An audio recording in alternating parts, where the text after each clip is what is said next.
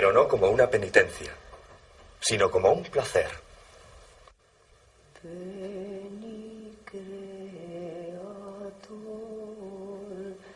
Spiritus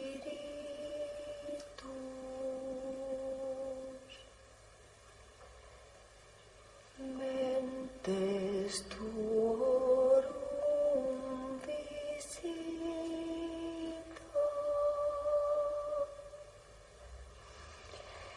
Imple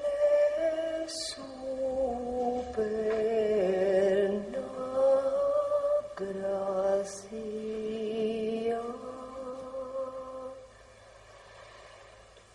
Cue Tu creasti pectora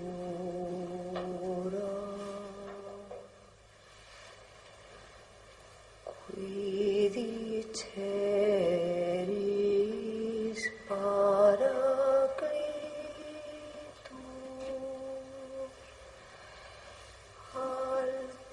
altissimi donum Dei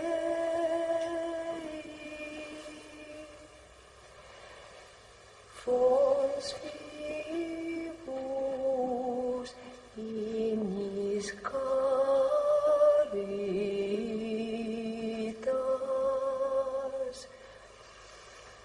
et spiritualis untio.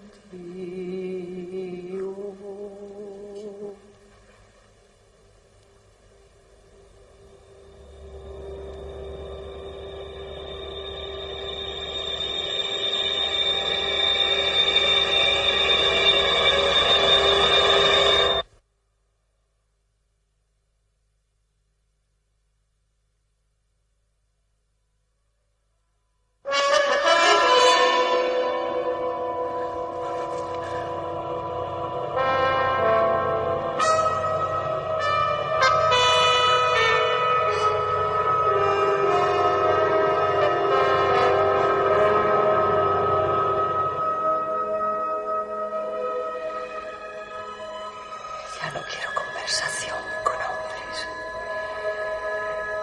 He sido con ángeles.